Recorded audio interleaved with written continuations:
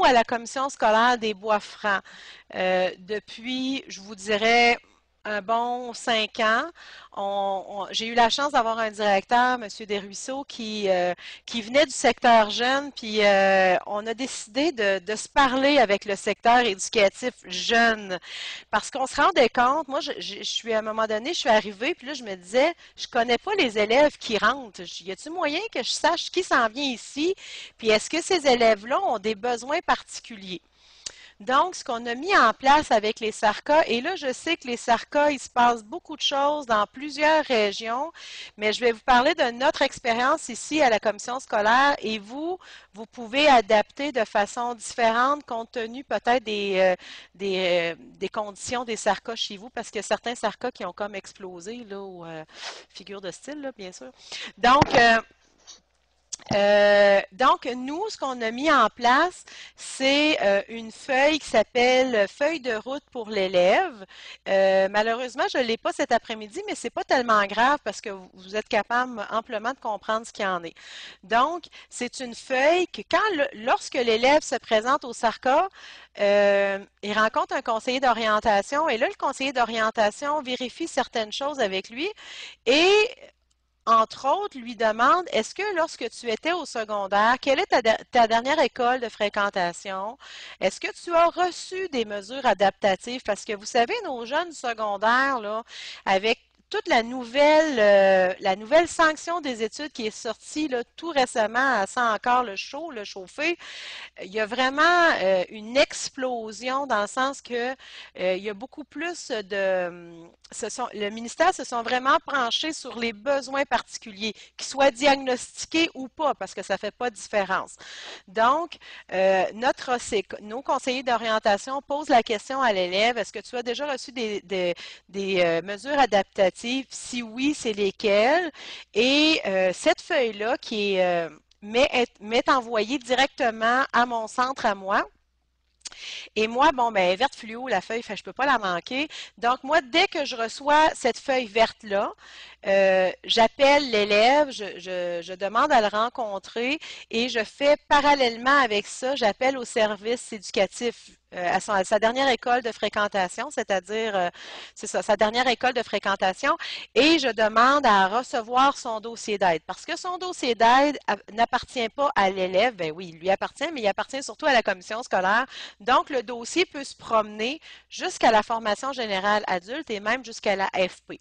Ce ne sont pas tous les élèves qui ont des dossiers d'aide. Il y en a qui en ont, il y en a qui n'en ont pas. Faites attention, un dossier d'aide, c'est vraiment en lien avec les apprentissages chez nous dans les Bois-Francs et un dossier professionnel, là, c'est autre chose, c'est tous les professionnels qui sont affectés à un ordre. Donc, ça, c'est autre chose. Donc, ça, c'est plus votre direction. En tout cas, c'est ça les règles chez nous. Ce sont plus les directions qui doivent demander cette autorisation-là. Mais pour ce qui est le dossier d'aide, moi, comme orthopédagogue, je peux le demander. Si vous n'avez pas de service orthopédagogique chez vous, vous pouvez demander à votre direction ou encore vous pouvez demander à votre direction de d'avoir la permission de communiquer avec vos écoles secondaires. C'est pas sûr que ça va être accepté, mais en tout cas, ça ne coûte rien de le demander. Donc, je fais l'étude du dossier d'aide. Je vois que cet élève-là a des mesures adaptatives. Donc, vous comprenez que s'il a eu des mesures adaptatives tout le long de son secondaire, je recommence pas la roue, là. Il y en a eu au secondaire. Donc, ça se poursuit à l'éducation des adultes. Je ne refais pas la roue au complet, là. Je suis qui, moi, pour dire que mes collègues au secondaire n'ont pas fait un bon travail? Je ne me permettrai jamais de faire ça. Ça, c'est, comme j'appelle, c'est la formule tout inclus. Ça va bien parce que notre élève, il arrive avec son pack-sac, il y a eu des mesures au secondaire, il est identifié, on remet les mêmes mesures en place, on vérifie des choses, on utilise des nouveaux outils parce que peut-être que chez nous, on a des nouveaux outils. L'affaire est pinote. Sauf que c'est pas toujours ça. On a des petits poussins qui arrivent, puis qui en ont, qui ça fait longtemps qu'ils n'ont pas été au secondaire, ça fait longtemps qu'ils n'ont pas été à l'école. Alors là, c'est une autre démarche et c'est là que moi, ma grille de manifestation me sert énormément. Les mesures préventives et correctives. Donc, on fait l'analyse des besoins de l'élève, application d'un plan de rééducation suite au dépistage. C'est un peu ce que je vous disais tout à l'heure. L'enseignant qui est vraiment, ce sont vraiment nos acteurs tout-terrain, ce sont les acteurs de première ligne, hein, voit l'élève, s'aperçoit qu'il y a des choses qui vont pas bien, rythme lent, débit de lecture pas facile, retient pas ce qu'il est en train de lire, écrit au son, écrit pas de son, tu sais, je veux dire, c'est le... Alors à ce moment-là, l'enseignant peut essayer de mettre en place des mesures dans le sens d'utiliser des stratégies variées pour essayer de voir, bon, ben, des fois, c'est des techniques de mémorisation, des techniques d'organisation. Tu sais, quand ça fait longtemps qu'on n'a pas été à l'école, c'est un peu stressant. Voir aussi s'il n'y a pas des problèmes émotifs qui viennent jouer contre l'élève. Et à la suite de ça, on s'aperçoit que ça persiste, que ça revient.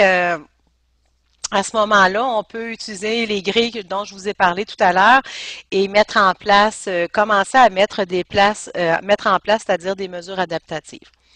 Donc, évaluation des difficultés d'apprentissage, c'est un peu... Alors, poursuite de la collecte de données, étude de l'impact des difficultés de lecture et d'écriture. Alors, tout ça encore, on fait vraiment un travail de collaboration et c'est à ce moment-là qu'on peut mettre en place les mesures adaptatives. Quand on met des mesures en place adaptatives, c'est bien important que ça soit consigné à quelque part. Là, vous voyez, c'est marqué plan d'intervention. C'est pas nécessaire d'avoir un plan d'intervention, mais plutôt d'avoir ça s'appelle plutôt un rapport d'analyse de la situation. Le rapport d'analyse de la situation fait en sorte qu'on va mettre en commun toutes les données. Je vais vous en présenter un tout à l'heure, un rapport d'analyse de la situation. Donc, qui peut faire le rapport d'analyse de la situation? Chez nous, c'est moi qui le fais. Alors, je fais des observations, j'observe ce qui se passe en lien avec ce que les enseignants me disent. Donc, j'établis les besoins prioritaires, je fais une analyse de la situation et je mets en place les mesures adaptatives. Et ça, c'est, bon, oui, moi, je suis orthopédagogue, je peux le faire, mais ça pourrait être facilement un tuteur aussi qui pourrait faire ça. Ça pourrait être aussi une direction qui pourrait le faire. Je pense que ça pourrait être aussi conseiller peut-être pédagogique. Moi, je vois que il y a pas vraiment ici, c'est pas vraiment statué, c'est cette personne-là qui doit faire ça, mais plutôt il faut juste penser à le faire parce que au niveau légal, c'est extrêmement important. Hypothèse d'une dyslexie ou d'un trouble non spécifique. Alors, encore là, j'en ai parlé tout à l'heure. Donc, c'est vraiment de mettre en commun. Ce qui est important, moi, ce que je fais, je sais que c'est pas tout le monde qui font ça, mais moi, je le trouve intéressant de faire, et ça mène aussi, ceux qui me connaissent aussi savent que moi, je travaille beaucoup la responsabilisation de nos élèves. On veut, mais il faut que notre élève veuille encore plus que toutes nous autres. Donc, je demande à l'élève de signer son rapport d'analyse de la situation, puis je fais signer aussi tous les intervenants qui ont rapport au travail de cet élève-là. Donc, je trouve que ça fait plus un travail d'équipe et ça démontre aussi à l'élève qu'on est une équipe autour de lui puis qu'on s'intéresse à sa réussite. Maintenant, il faut qu'il se mette en mode on pour pouvoir réussir tout ça. Toujours très important aussi d'informer les gens qui sont en salle d'examen. Parce que lorsque notre élève arrive à la salle d'examen et qu'il a et qu'il a droit parce qu'il a travaillé en apprentissage pendant plusieurs temps. Parce que vous savez, on ne mettra pas un outil technologique à un élève puis juste à la salle d'examen, là, parce on l'envoie vers l'échec. On lui crée un autre trouble d'apprentissage. Donc, très important, quand l'élève se sent bien, quand vous jugez que votre élève est prêt à s'en aller à l'examen, à ce moment-là, c'est toujours important d'avertir la responsable de la salle d'examen parce qu'elle a un travail à faire de son côté, c'est-à-dire à installer le matériel technologique et de mettre en place les différentes fonctions aussi. Alors, vous comprenez que mettre des mesures adaptatives à un élève, mais en tout cas, vous le savez parce que vous assistez à un après-cours, fait que vous êtes ouvert à ça, mais c'est dérangeant. Ça dérange les mœurs, ça dérange les coutumes. Moi, je me souviens très, très bien qu'avec ma responsable de salle d'examen, les premières fois, elle trouvait ça difficile, mais maintenant, elle est de plus en plus habile, puis elle me pose de moins en moins de questions parce qu'elle connaît ça, elle connaît nos élèves.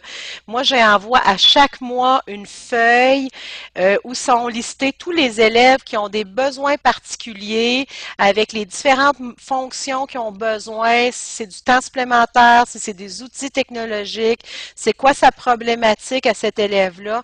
Alors, à chaque mois, je sors ça, je remets ça à ma direction, je remets ça à ma responsable de sanction et je remets ça aussi à ma responsable de salle d'examen. Donc, j'en laisse une copie aux enseignants. Donc, tout le monde est informé. Il y a donc pas d'incidence, qu'on essaie de les éviter le plus possible. Et c'est vraiment uniforme pour tout le monde. Fait que moi, je pense qu'il y a des gains aussi à faire ce genre de choses-là. Oui, mais comment adapter pour un élève ayant des besoins particuliers? Bon, là, il y a une erreur ici. Permettre de lire un texte à l'avance à l'école, c'est faux, c'est plus accepté. Il y a un an, ça l'était, mais là, ça ne l'est plus. Alors, je suis vraiment désolée, vous rayez ça vous le rayerez, vous le ferez un trait dessus, excusez. Diviser la lecture et vérifier la compréhension, aider. Alors, ça, ce sont toutes des pistes encore d'intervention qu'on peut faire avant de mettre des mesures adaptatives, avant de mettre des mesures adaptatives ou pendant les mesures adaptatives. Parce que je vois que le temps file déjà, je vais juste vous amener à la